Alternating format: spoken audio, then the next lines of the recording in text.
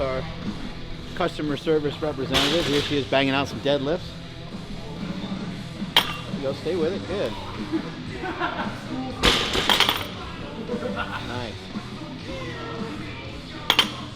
Come on, Dave. Good, put it down. Go ahead and add another 10 to each side. That looked really good. Rosemary's been with us for a couple months now, 3 months maybe? Yeah. Been with us about, yes, okay. She's been with us since about November. And she's been training in here with SuperTraining a little bit. More recently, she's been training with us a lot more. And even more recently than that, she's been jumping in on some of these deadlift sessions. So she just didn't have a good base on like where she should start strength-wise. A good rule of thumb is to go until the weight breaks your form down from a technical standpoint once you get used to the exercise for a little while. So maybe after 3 or 4 weeks, you're gonna go really close to a technical limit, not go too far beyond it. Let's watch Dave hit this lift right here. Go! Go! Yep. Yep. All day. Woo! Come on now. Yep. Strong. This guy's heavyweight. There you go.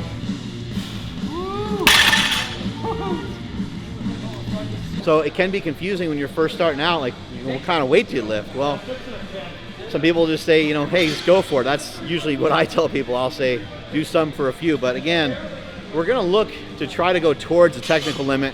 We're not going to go beyond it. So what that means for her, when she tries her 3 reps, if rep number 1 is not going well, there's no reason for her to proceed to rep 2 and 3. She's so new to the lift, she can make a lot of progress by not pushing herself too hard. So let's see what these look like.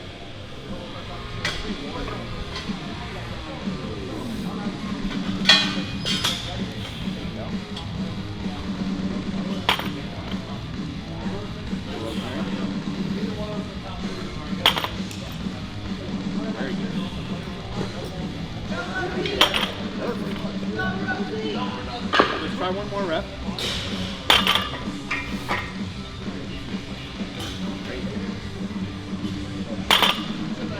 Strong like bull. When Rosemary first started doing this, even just 1 plate was pretty difficult for her, so she's already making a lot of progress. We're going to have her add another 10 to each side again. Here you go. Yep.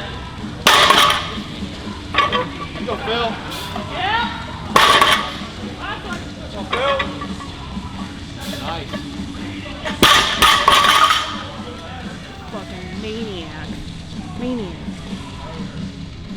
That kind of lifting right there is a byproduct of a couple things. No, not what you guys are thinking. It's a byproduct. He has an unfair advantage. And again, it's not what you guys are thinking. But he's from Kansas. They grow them big out there in Kansas. Those are some corn-fed motherfuckers. You ever notice they say corn-fed? Right? They don't say grass-fed. Some corn-fed motherfuckers out there. They're super strong. Phil Stevens is with us today training. Super strong guy, somebody that's been around for a long time. Been competing as a powerlifter for the last 15 years. Somebody I admire a lot, somebody I've been in touch with for a really long time. Runs in all the same circles that I do. We know a lot of the same people. But he knows that hard work and dedication is where the key is. That's it, plain and simple. It's always the same thing. It's always the same story, right? But little known fact about Phil Stevens, and this is really where his strength comes in, and this is where Phil is much stronger than I am. I mean, you saw the weights he was throwing around. He's stronger than me anyway. But Phil was dealt a really bad dose of adversity at a very young age. He was run over by a truck. He was in an accident. The truck ran over his body. I think it might have hit him twice. That laugh was not for that. Don't worry, we don't have a psychopath in the gym. That's just Jessica being annoying. But yeah, he got run over by a car, and he spent the rest of his life, he spent a long time not being able to walk, and he spent the rest of his life being told that he's never going to be able to do A, B, and C. Here he is sticking it to all those people that told him that he couldn't do it. Phil, for the longest time, was walking around like this. He walked up to the bar like this. People would point and be like, oh man, what's this guy gonna do? And then he'd have 6 plates on there, 7 plates on there. I think the most weight he's ever pulled was 783 in competition. He's a badass motherfucker, man. The be able to pull like that and to be able to overcome. It just shows you though, I teach this all the time. You see other guys preaching the same message. Stay positive, man. There's nothing that you can't do. Never let anybody count you out. It's awesome having Phil here today and another great day at SuperTraining Gym.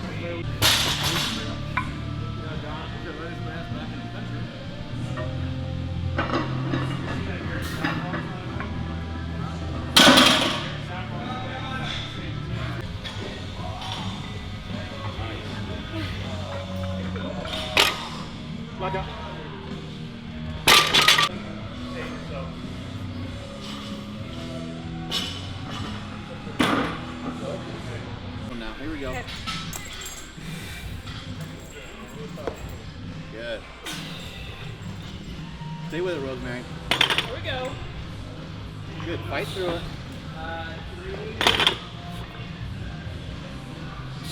Here we go, Rosie. Great job. That's it. Good. So that right there is kind of the very different definition of a technical limit. She's able to work up to one plate with 4 of these 10s on the side. She could have gone a little heavier. We could have forced it a little bit, but this is the most weight that she's ever done in a deadlift. Why push it? Why end up, doing something to get her hurt? Rosemary is somebody that wants to come in here and wants to get the most bang for her buck, and I've been explaining to her that a great way to do it is just the simple stuff: squat, bench, deadlift. Try to focus in and hone in on just one thing. Really concentrate on that one thing. Go as hard as you can on that, and then move on to some of the other exercises that you want to do. What else are you going to do today? I think RDLs are on the... Damn! Maybe? Just wrecking that posterior chain. Whatever else the team's doing, I was thinking about doing. There you go. Rosemary is somebody that likes to do a lot of like cardiovascular training and stuff like that too, which is fantastic, and you can build up a tremendous work capacity that way. Tank pushes. But you just don't want to ever overdo any one thing. I'm totally guilty. I've been doing that myself, and so I've been learning to kind of hold back a little bit on a couple things.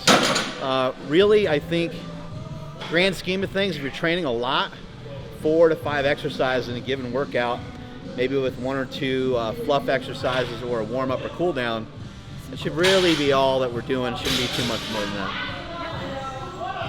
Bye!